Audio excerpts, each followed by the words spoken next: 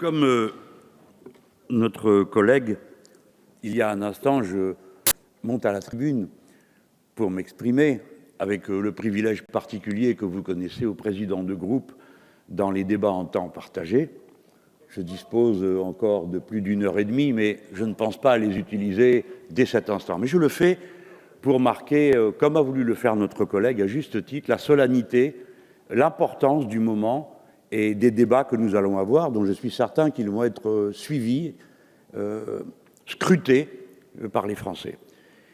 Non seulement parce qu'ils ont un attachement à leurs animaux personnels, mais parce que je crois que la modernité, qui comporte si souvent tant d'inconvénients, qui bouleverse de manière si extraordinaire la condition de vie des êtres humains, au point que l'on peut dire qu'à présent, ils ne sont plus ce qu'ils étaient il y a encore, disons, 66 ans, pour parler de mon âge, lorsqu'ils n'étaient que 2 milliards, tandis qu'il y en a aujourd'hui 7 milliards et qu'on en annonce pour bientôt 10 milliards, modifiant radicalement de fond en comble la condition humaine et son rapport à la nature. Si bien que dans cette modernité surgisse la question de la souffrance animale, me paraît être un des traits les plus remarquables du temps que nous vivons. Car c'est dans une grande violence, tout d'un coup, un moment d'attention qui souligne une compréhension quasi spontanée de ce qui est en jeu. Ce qui est en jeu, c'est que l'humanité, d'une manière ou d'une autre, doit trouver les voies d'une harmonie avec la nature. J'utilise le mot harmonie parce qu'il me semble adapté au cas que nous avons à traiter. L'harmonie signifie que l'on met en rapport des rythmes les uns avec les autres, on sait cela en musique.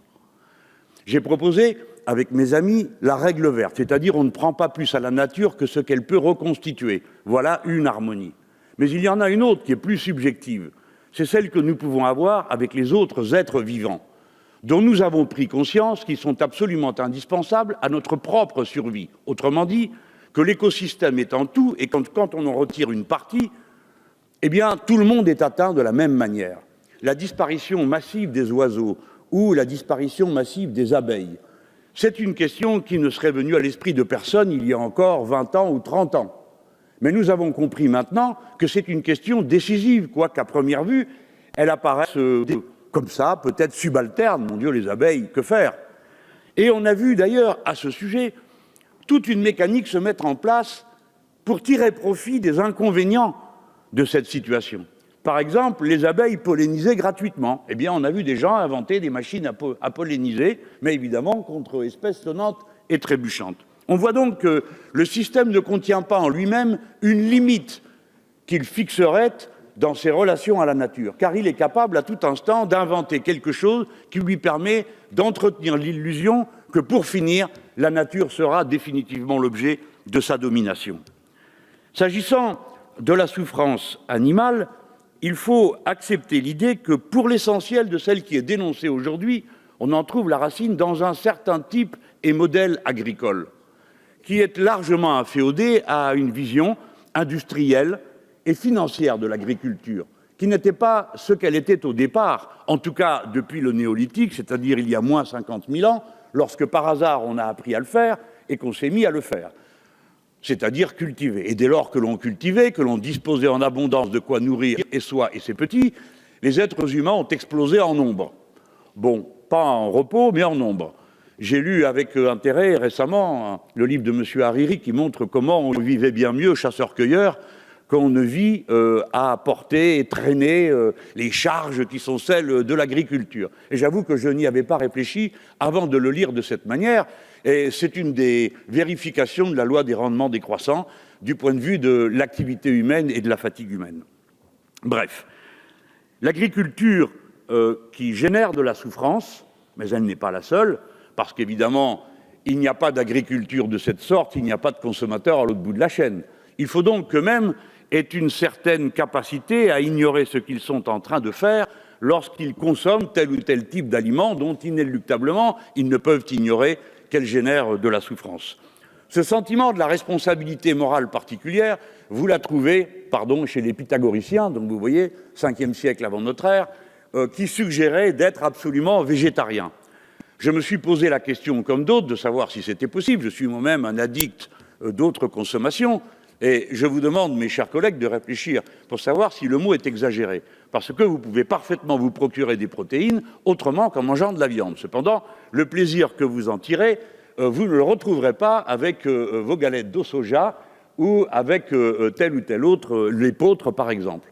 Donc on voit qu'il y a des habitudes. Et donc nous savons que nous traitons une matière qui peut être modifiée par d'autres habitudes. Il n'y a donc aucun caractère inéluctable à la consommation des protéines d'une manière, je prends en ce moment l'exemple de la viande, mais je pourrais le prendre pour les œufs ou pour toute autre production de cette nature. Et on peut dire que si l'on regarde dans l'histoire longue, on s'apercevra qu'un certain nombre d'épidémies ou de maladies liées à la consommation, je ne parle pas de la consommation moderne, je parle de la consommation d'une manière générale. Vous le savez, mes chers collègues, il y a des régions du monde où l'on est allergique au lait. Il y a des régions du monde où il a fallu habituer les gens à consommer certaines productions parce qu'ils n'en avaient aucune habitude et que parfois ça les rendait malades. J'ai même appris qu'il existait ici et là des peuplades qui, encore à cette heure, ne peuvent pas consommer d'alcool, ce qui est bien dommage pour eux, parce que ça les tue raides et en quelques instants par les allergies que ça leur provoque. Ce sont des allergies mortelles. On voit donc que les habitudes alimentaires des êtres humains sont aussi plastiques que l'est l'être humain lui-même. Et la carte de l'Europe vérifie que certaines allergies correspondent aux vagues de migration correspondant à la consommation de certains produits qui étaient amenés dans certaines zones. Je montre tout cela pour dire nos consommations et nos buts de consommation sont variables, dépendent d'habitudes qui sont socio-culturelles. Deuxièmement, la paysannerie a toujours été capable de s'adapter. Et elle s'est toujours adaptée à condition qu'on ne lui mette pas la barre très haut et dans une seule direction. Je voudrais rappeler, puisqu'un collègue l'a fait il y a un instant, de quel prix s'est payée la fâcheuse poussée vers l'élevage hors sol. Naturellement, au point de départ, il s'agissait de faire aussi bien que les autres. Mais en vérité, cela signifiait faire aussi mal qu'eux. Aujourd'hui encore, on nous dit que pour obtenir de la viande et du lait au tarif auquel les Allemands s'en procurent, avec des fermes de 1000 vaches, 2000 vaches, 5000 vaches, 10 000 vaches, il faudrait faire comme eux. Non, je crois qu'il ne faut pas faire comme eux. Et si quelqu'un tout à l'heure évoquait la responsabilité de l'agriculture française dans l'agriculture européenne, je crois que précisément c'est sa capacité à être un modèle et à ne pas se plier aux injonctions de la mode ou de la libre circulation des marchandises, sans aucune contrepartie, que nous gagnerons nos galons devant ce qui compte, c'est-à-dire l'humanité universelle et les tâches qu'il y a à accomplir. J'ai dit que cette agriculture avait, ce mode agricole a une racine. Il peut changer, il peut bouger. L'élevage hors sol, j'ai pu suivre les hasards de la vie, ce que ça donnait dans le débat parlementaire. Mais j'ai bien vu comment on est passé de fermes où l'on en mettait 200 à 500, puis à 800, et les revendications pour en mettre 1200 de truies par élevage. Ce qui, naturellement, est absolument incompatible avec quelque bien-être que ce soit. Et ce n'est pas tout. À mesure qu'on accroissait la taille des exploitations qui étaient revendiquées, eh bien en même temps, on accroissait la taille des déjections dont il y avait à pâtir ensuite. Si bien que j'ai pu voir, avec le temps, des réclamations pour limiter la distance à laquelle on devait épandre des lisiers par rapport aux habitations des êtres humains. Et on est passé comme ça de 800 à 500, et pour un peu, certains demanderaient 200 mètres. À la fin, ce devenait tellement invraisemblable qu'il aura fallu que ce soit des urbains qui, prenant la défense des ruraux, disent « écoutez, c'est pas possible que vous fassiez pas ça, qui accepterait de vivre dans de telles conditions ?» Donc, on voit qu'il y a une pression. Et cette pression, si vous ne la ralentissez pas, par des règlements qui, naturellement, aujourd'hui, ne peuvent pas encore prendre la forme d'interdiction définitive comme je le souhaiterais.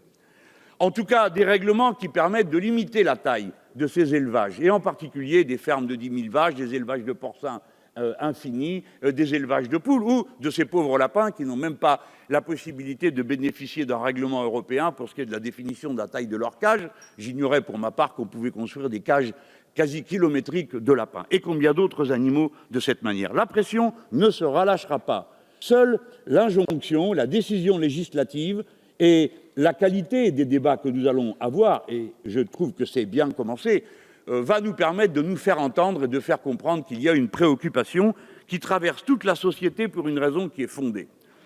Et je veux maintenant venir, après avoir dit que naturellement il ne s'agit pas ici de pénaliser, culpabiliser les agriculteurs, puisqu'au contraire, c'est sur eux que va reposer la modification du modèle agricole. Et oui, il faut donc en trouver les bonnes conditions. On a été capable de le faire. Écoutez, regardez à quelle vitesse nous sommes devenus souverains alimentairement alors qu'on ne savait pas le faire. Comment nous avons pu faire le regroupement cadastral et toutes ces choses qui heurtaient traditions, parfois centenaires et j'ose dire millénaires pour certaines. Quand on a réorganisé avec le remembrement, comme vous vous en souvenez, pour ceux qui ont connu ces époques, ça a été des choses terribles. Hein. Les gens étaient prêts à se prendre à la gorge pour un coin de terre, 2 arbres, un creux, un vallon, qu'un observateur superficiel n'arrivait pas à distinguer du suivant, mais qui, étant chargé du travail de plusieurs générations, avait à leurs yeux une toute autre signification que celle qu'elle pouvait avoir pour nous. Donc on voit bien qu'on peut changer tout ça et que les agriculteurs français y ont été toujours prêts. Je reviens à dire, pardon, je fais une parenthèse dans ce propos qui va bientôt s'achever, que si l'on veut une autre agriculture, personne ne doit oublier que pour avoir une agriculture paysanne, vivrière et respectueuse de la nature et des rythmes de la nature, pour entrer en harmonie avec elle, il faudra plus de monde. Nous avons pu établir dans le programme L'Avenir en commun qu'il faudrait 400 000 paysans de plus. Je redis à tous ceux qui nous entendent que pour trouver 400 000 paysans de plus, il ne suffira pas de désigner une personne sur 10 dans la rue pour en faire un paysan. C'est un métier qui a une qualification de plus en plus élevée, qui nécessite de plus en plus de connaissances et de savoir-faire. Les quelques fermes bio que j'ai pu observer de près, j'ai été très surpris de voir le niveau d'éducation et de formation des gens qui s'y trouvaient, qui souvent étaient des ingénieurs agricoles, et qui étaient souvent avec des bac+2 ou bac+3, et ceux qui n'avaient pas ces diplômes, et même plus que bac+3, qui n'avaient pas ces diplômes, étaient, si on devait faire des équivalences de leur savoir-faire, au moins au même niveau. Il n'existe plus d'agriculture qui soit faite simplement de sueur et de pousser en soc derrière des bœufs. Ça, c'est une autre époque. Mais c'est fini. Et heureusement que c'est fini, parce qu'avec les modes de production actuels, tout serait déjà saccagé. Et nous avons besoin de cette agriculture, parce que les agriculteurs vous diront, et tous les spécialistes vous confirment, que ce que nous avons fait à la terre en a appauvri les rendements. Ça paraît incroyable à entendre, mais on a appauvri les rendements. Il faut donc passer à autre chose. Cette autre chose, peut-être que c'est le respect que nous aurons des animaux qui va nous permettre de mieux le comprendre.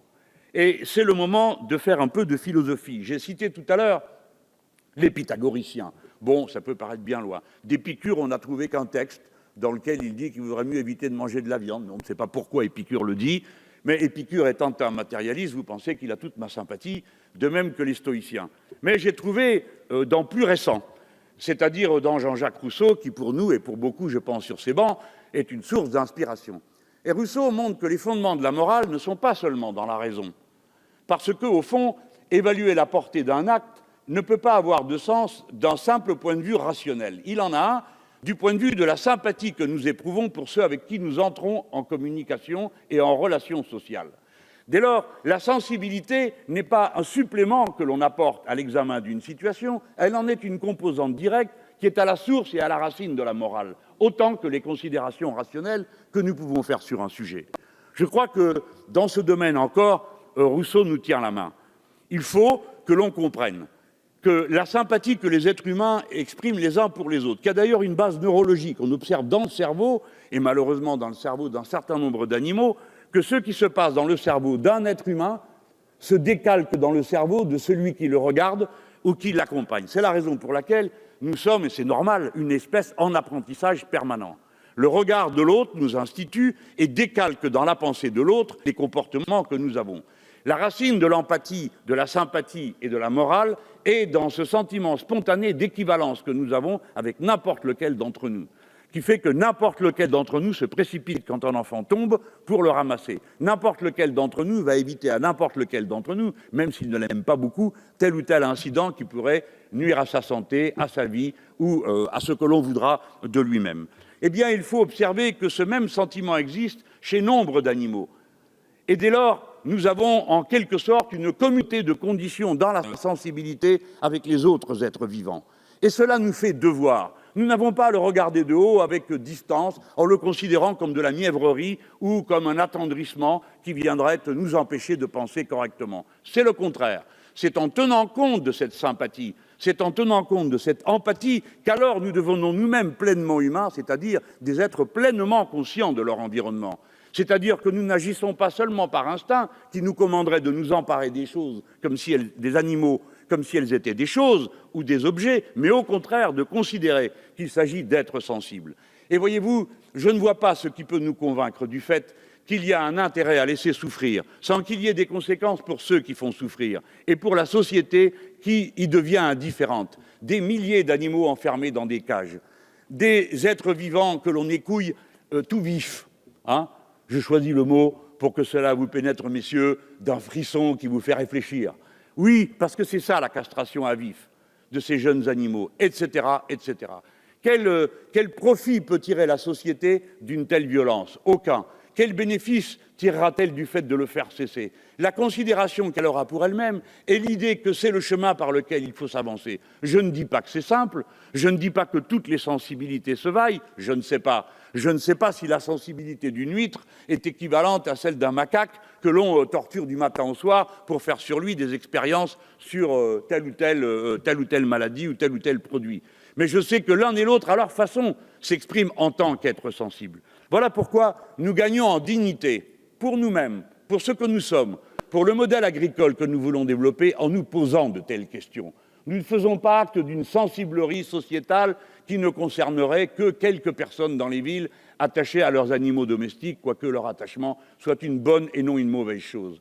Nous parlons d'une façon de vivre, de regarder le monde. Nous avons pris conscience qu'à 7 milliards, nous ne pouvons plus traiter la nature comme un objet, car nous sommes en train de la détruire. Et nous ne pouvons pas regarder les autres êtres sensibles comme des objets qui nous appartiennent, parce qu'ils ne nous appartiennent pas. Et que si nous avons une façon de les traiter et qui les transforme en objets, alors nous sommes certains qu'un jour ou l'autre, c'est nous-mêmes que nous traitons en objets.